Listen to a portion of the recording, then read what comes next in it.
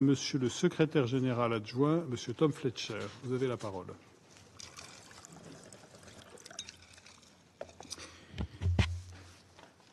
Merci, Monsieur le Président. Mr. President.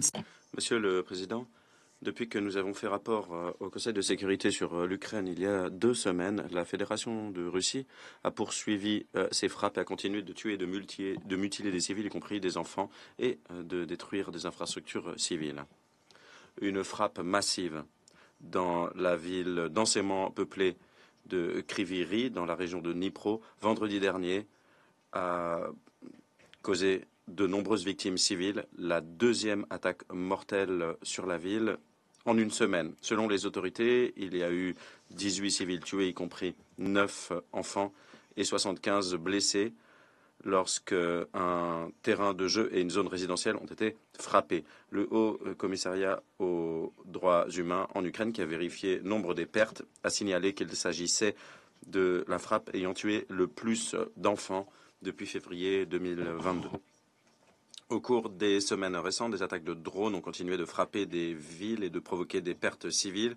Les infrastructures civiles, y compris les installations de santé, les appartements, des logements, des établissements scolaires et des terrains de jeu, ont été considérablement endommagés. Cette spirale brutale de mort et de destruction touchant les civils dans les zones peuplées doit cesser. Les hostilités se sont également poursuivies dans les régions sur la ligne de front de Kherson, Kharkiv, Donetsk et dans les zones frontalières de Soumy, avec à la clé des dégâts considérables. Il y a eu plus de 90 victimes civiles enregistrées dans ces régions au cours de la semaine dernière, selon les autorités. J'ai pu voir l'impact de ce type d'attaque directement lorsque je me suis rendu en Ukraine plus tôt cette année, avec les familles que j'ai rencontrées dans les zones proche de la ligne de front, près de Pokrovsk, dans la région de Donetsk, ou encore dans la ville de Kupiansk, dans la région de Kharkiv. Toutes ces personnes font preuve de courage, de résilience et de détermination pour rebâtir leur vie et leur maison. Mais il y a également un épuisement, une désespérance et une colère compréhensible, vu que les attaques se poursuivent. Monsieur le Président, ils ont raison d'être en colère, car les civils payent le prix fort de cette guerre atroce. Le HCDH a maintenant vérifié qu'au moins 12 910 civils avaient été tués, dont 682 enfants.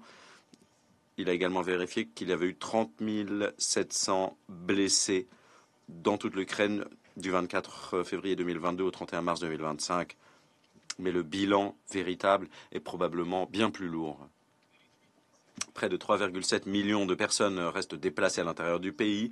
Il y a des nouvelles vagues de déplacements dans le nord-est du pays en raison des hostilités. Les enfants et celles et ceux qui les prennent en charge sont évacués de plusieurs villes qui se trouvent sur le front. Il y a près de 7 millions de réfugiés ukrainiens enregistrés dans le monde entier, principalement en Europe. Des médias signalent également qu'il y a des pertes civiles et des infrastructures civiles endommagées dans les régions de Koursk, de Belgorod et de Bryansk, en Fédération de Russie. Nous restons incapables d'atteindre environ 1,5 million de civils qui ont besoin d'assistance dans certaines régions de Donetsk, de Kherson, de Lugansk et de Zaporizhzhia, occupées par la Fédération de Russie. Le droit international humanitaire exige que les parties facilitent le passage rapide et sans entrave des secours humanitaires pour les civils dans le besoin. Il faut un accès sûr, rapide et sans entrave, où que les civils se trouvent. Hier, nous avons célébré la Journée mondiale de la santé et il convient de mener une réflexion sur la nécessité urgente de préserver la santé maternelle et reproductive, notamment dans les zones de crise. Un nouveau rapport publié par l'OMS, le FNUAP et l'UNICEF souligne l'état de la mortalité maternelle de par le monde, avec notamment le bilan dévastateur des conflits sur la santé des femmes. En Ukraine, les femmes et les filles font face à une crise toute particulière. Depuis février 2022, les naissances avant le terme de la grossesse représentent environ 50% des accouchements, ce qui fait que les enfants et les nourrissons encourent des risques extrêmement élevés. La violence intrafamiliale, y compris d'autres formes de violence fondées sur le genre, augmenté de 36% lors de la période à l'examen. Les femmes déplacées, notamment les réfugiés, font partie des personnes qui font face aux plus grandes difficultés en matière de santé mentale, avec un accès limité à la protection et aux soins. Monsieur le Président, près de 13 millions de personnes en Ukraine ont besoin d'appui humanitaire.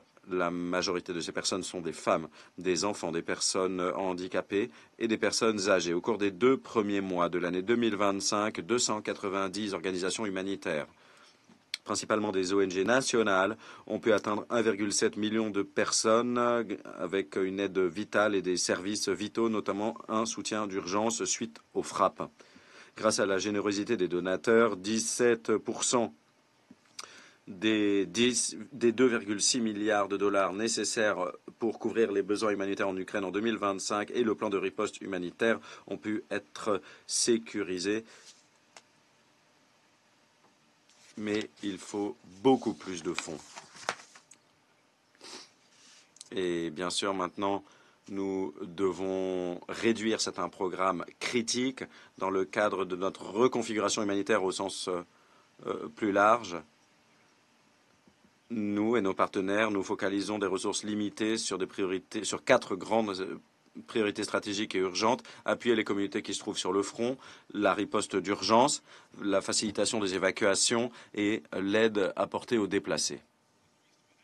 Un appui financier accru est vital pour garantir la poursuite des opérations humanitaires pour atteindre les personnes qui se trouvent dans le besoin. Chaque contribution fait la différence. Monsieur le Président, nous nous félicitons de l'annonce d'un cessez-le-feu focalisé sur les infrastructures énergétiques ainsi que les négociations pour garantir la sécurité de la navigation en mer Noire. Au bout du compte, la meilleure protection des civils passe par la fin de la guerre. En attendant, la priorité dans les négociations, que ce soit dans le cadre d'une pause temporaire ou d'un accord pérenne, doit commencer par les besoins et la protection des civils. Et tandis que les pourparlers se poursuivent, les combats font rage, les civils continuent de souffrir et la crise humanitaire s'approfondit de jour en jour. Monsieur le Président, j'ai 2 demandes à formuler au Conseil de sécurité et à la communauté internationale aujourd'hui, et ces 2 demandes vont au-delà de l'Ukraine. Tout d'abord, je me dois de redire qu'au titre du droit international humanitaire, le Conseil a pour vocation de défendre, que le Conseil doit défendre, les parties au conflit doivent protéger les civils et les infrastructures civiles. Les attaques aveugles contre les civils sont strictement interdites.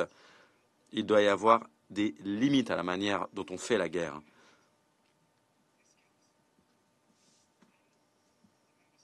Et le Conseil et les États membres ici représentés ont défendu cette idée, le fait que même les guerres ont des règles. Est-ce que ce n'est pas pour cela que nous sommes réunis ici? Et pourtant, suite à mes visites en Ukraine, à Gaza, au Soudan, au Liban, au Myanmar, dont je suis revenu hier, je vois le contraire. Ce que je vois, c'est que nous ne défendons pas fermement le droit international. Cela va plus loin. Dans certains cas, nous appuyons son érosion. C'est le fil rouge qui unit tous ces conflits. Et si vos principes s'appliquent uniquement à vos opposants, eh bien, il ne s'agit pas de principes humanitaires. Le monde est de plus en plus dangereux pour les civils. Alors que nous sommes aux responsabilités, alors que vous êtes aux responsabilités.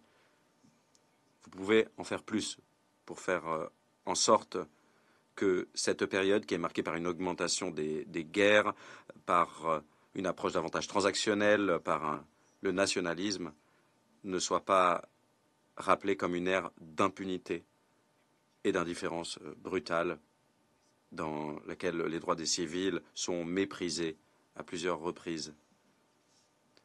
Si on ne défend pas cette idée de manière cohérente et sans équivoque, qu'est-ce que nous défendons aujourd'hui? Et comment on peut s'attendre à ce que les autres nous écoutent? Comment est-ce qu'on peut espérer que les autres fassent de meilleurs choix que nous à l'avenir? Et ma deuxième demande, Monsieur le Président, concerne les financements pour sauver les vies dans un environnement de plus en plus dangereux et une période marquée par des coupes sauvages. Si vous ne pouvez pas faire cesser les attaques contre les civils en Ukraine et ailleurs,